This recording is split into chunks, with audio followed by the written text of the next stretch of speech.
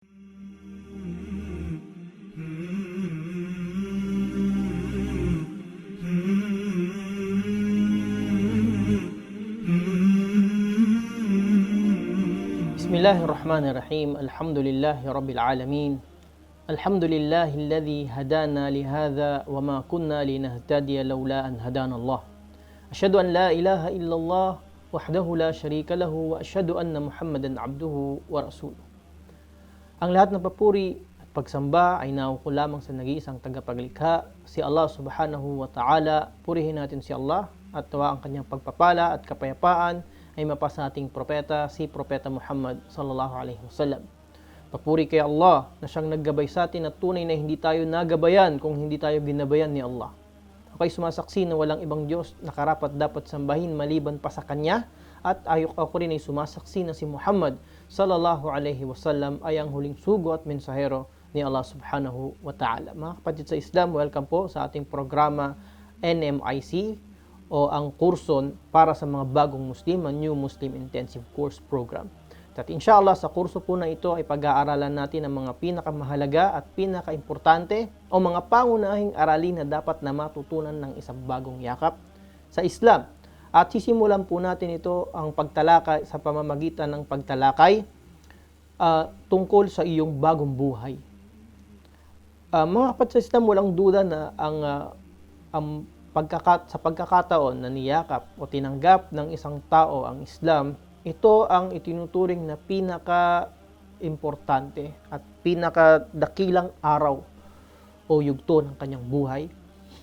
At ito ay dahil sa nabanggit sa mga hadith ni Propeta Muhammad sallallahu alaihi wasallam at mga ayan ni Allah subhanahu wa ta'ala sa Quran na ang isang taong niyakap ang pananampalatayang Islam, ang tulad niya ay ang isang bagong silang na sanggol o parang siya ay nabiyayaan ng bagong buhay.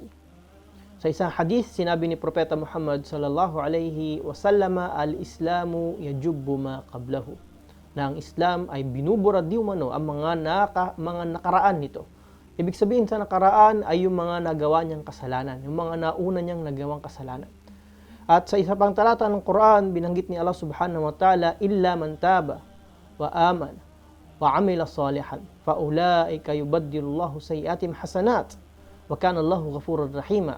Sinabi ni Allah na higit pa sa pagbura ng kasalanan, sinabi niya, maliban sa kanilang mga nagbalik loob, nanampalataya at gumawa ng kabutihan, sila yaong mga papalitan ni Allah ang kanilang mga nagawang kasalanan ng gantimpala, at si Allah ay ang pinakamapagpatawad, ang pinakamaawain.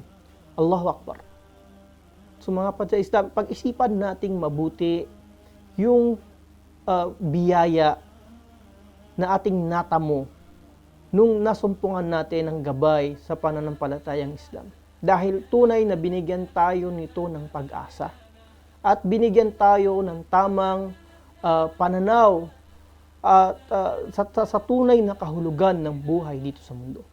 Binigyan tayo ng Islam ng direksyon. At ito ay sa pamamagitan ng pagbibigay sa atin at pagpapaalam sa atin ng dahilan ng ating pag-iral dito sa mundo. Na marami sa mga tao nananatili itong isang malapakalaking katanungan sa kanila dahil hindi nila alam hanggang sa ngayon nang may katiyakan kung ano yung dahilan ng kanilang pag-iral dito sa mundo. Samantala, para sa isang nagabayan, para sa isang Muslim, malinaw ito para sa kanya. Dahil ang kasagutan ay nagmula mismo sa siya na naglikha. Ang kasagutan ay ibinigay sa atin ni Allah subhanahu wa ta'ala nang sinabi niya, wa ma khalaqtul jinna wal insa illa liya'budun. At tunay na hindi ko nilikha ang tao at ang jin libang upang ako ay kanilang sambahin. Kaya ang ating pananampalataya o ang iyong buhay ang iyong bagong buhay sa pagyakap mo sa pananampalatayang Islam ay siyang magbibigay ng halaga sa iyong buhay. Dahil dito malalaman mo na ang lahat ng mga gawain mo, lahat ng mga sinasabi mo ay may kinalaman pala o doon ay magkakaroon ka ngayon ng pagkakataon para iyon ay yung maiugnay sa dahilan kung bakit ka nandito sa mundo. Subhanallah. Kaya nga sinabi ni Allah, tingnan ninyo yung gantimpala na binanggit ni Allah subhanahu wa ta'ala sa ayah. Hindi lang patatawarin yung mga kasalanan mo. Papalitan pa niya yun ng alin?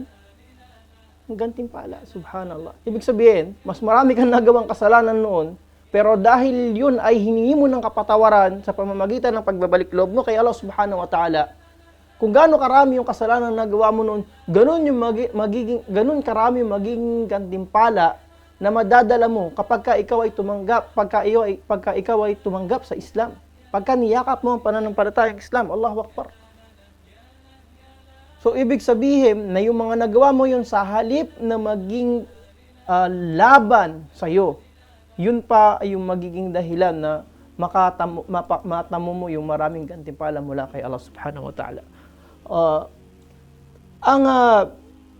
Ang buhay pagkatapos ng Islam ay mas maintindihan natin yung kahalagahan nito. Kapag naintindihan natin ng lubos kung ano yung mga bagay na may kinalaman sa ating pananampalataya. Kaya nga, pagkatapos yakapin ng isang tao ang Islam, hindi nangangahulugan nun na hanggang doon na lamang siya. Kasi bakit? Doon pa lang talaga siya magsisimula. At mga bagay na dapat nating maintindihan patungkol sa ating relihiyon, patungkol sa Islam. At ito yung susunod na topiko na gusto nating talakayin ngayon. Sa episode na to, tatalakayin din natin kung ano yung mga bagay na may kinalaman sa ating relihiyong Islam. Dahil ang lahat ng mga revelasyon nagmula sa nag-iisang tagapaglikha na si Allah subhanahu wa ta'ala na dinala ng mga propeta sa kanilang mga tao kung saan sila ay pinadala ay iisa lamang. Iisa lamang ang kanilang misyon. At iyon ay ang tawagin ang mga tao tungo sa pagsamba at pagkilala sa nag-iisang nag-iisa at tunay na Diyos na tagapaglikha at hindi siya magtatambal ng alumang mga Diyos-Diyosan sa Kanya. Okay? Ang pagkilala at pagsamba na natatangi kay Allah subhanahu wa ta'ala, ito ang naging mensahe ng lahat ng mga propeta. Pero sa kasabay nun ay ang pagtanggi mo sa iba pang mga Diyos o mga Diyos-Diyosan na kinikilala maliban pa sa Kanya. At ito mismo yung kahulugan ng pagsaksi natin. Nung sinabi natin na asyhadu an la ilaha illallah wa asyhadu anna Muhammadar Rasulullah. Yun mismo ang pinakakahulugan nun. Na tinatanggap mo, sinasaksiyan mo na wala kang ibang Diyos na dapat nasasambahin maliban pa kay Allah subhanahu wa ta'ala at itatakwil mo ang iba pang mga Diyos-Diyosan maliban sa Kanya. So ngayon, para mas mapagtibay natin yung ating pananampalataya at magkaroon tayo ng mas malalim pa na kasiguruhan sa ating mga sarili patungkol sa reliyon na ating pinaniwalaan, patungkol sa reliyon na ating tinanggap, ay talakayin natin ng ilan sa mga katangian ng ating reliyon, ang reliyong Islam. Una, ang reliyon ng Islam ay ang reliyon na itinakda ni Allah subhanahu wa ta'ala sa pangkalahatan. Ibig sabihin, ang reliyon na ito ay pangdaigdigan. Wala itong tinatangi na mga tribo, wala itong tinatangi na mga lahi, wala itong tinatangi na kulay ng balat, dahil ang lahat ay pantay-pantay sa tingin ni Allah subhanahu wa ta'ala. At kung makikita ninyo, isa bilang patunay sa pagiging pandaigdigan ng Islam, ito ang fastest growing religion in the world. Ito ang pinakamabilis at maraming yumayakap sa panahon natin ngayon. At ang susunod na katangian ay ang siyang naging daan para tuluyang yakapin ng marami ang relihiyong Islam dahil ito ay ang relihiyon ng pagkakapantay-pantay. Dahil ito ay relihiyon na pandaigdigan, kinakailangan na ito ay relihiyon na nagtuturo ng pagiging pantay-pantay ng mga tao dahil alam natin na isa sa mga problema na kinakaharap sa panahon natin ngayon at kahit sa mga naunang panahon ay ang diskriminasyon dahil sa lahi, dahil sa kulay, at ito ay bagay na winaksi o bagay na tinanggal ng Islam upang pagbuklurin ang lahat ng sangkatauhan sa dahilan ng kanilang pagkalikha, upang buklurin ang sangkatauhan sa pagsamba sa nag-iisa at tunay na Diyos na si Allah subhanahu wa ta'ala. Kaya sinabi ni Allah subhanahu wa ta'ala sa Quran, Ya ayuhan nas, ang tinawag niya ay ang sangkatauhan, Inna khalaqnakum min dhakarin wa untha, tunay na likha namin kayo mula sa isang paris ng lalaki at babae. Wa ja'alnakum syu'uban wa qabaila lita'arafu, at ginawa namin kayo ng mga pangkat-pangkat, tribu-tribu at nasyon upang kayo ay magkaroon ng pagkakakilanlan. Inna akramakum indallahi atqakum, tunay na ang pinakamarangal sa inyo ay ang nagtataglay ng takot sa kanyang Panginoon. Isa sa mga katangian ng ating pananampalataya ay ito ay ang reliyon ng katarungan. Ito ang reliyon na nagbibigay ng tamang katarungan sa lahat. Ad-dinul adl. Ito ang bagay na ito ang isa sa mga pundasyon ng reliyong Islam na sinabi ni Propeta Muhammad sallallahu alaihi wasallam bilang pagpapakita ng pagiging pantay-pantay. Nung sinabi niya na kahit na ang kanyang anak ay nagnakaw, ay puputulin ng kanyang kamay. Ibig sabihin, wala itong sinisino. Hindi dahil sa posisyon mo sa lipunan para hindi ipatupad sa iyo ang batas o ang patang pagkakapantay-pantay na to ay nakita rin natin na naging daan sa marami, lalo sa mga kababaihan. Kaya at sa mga lahi na madalas na nakakaranas ng diskriminasyon. Nung nakita nila kung paano ang Islam ay nagtuturo ng pagkakaroon ng katarungan, ito ay kanilang niyakap. Isa sa mga katangian din ng ating reliyon ay ito ang reliyon na nagtuturo ng direktang pagsamba sa Diyos na walang tagapamagitan. Hindi mo kailangan magkaroon ng isang tao na para mamagitan sa iyo at sa iyong Diyos. Kung ikaw ay may pangangailangan kay Allah, dumirekta sa Kanya. Ang kapatawaran ay hindi nasa kamay ng mga tao. Ang kapatawaran ay nagmumula lamang kay Allah subhanahu wa ta'ala.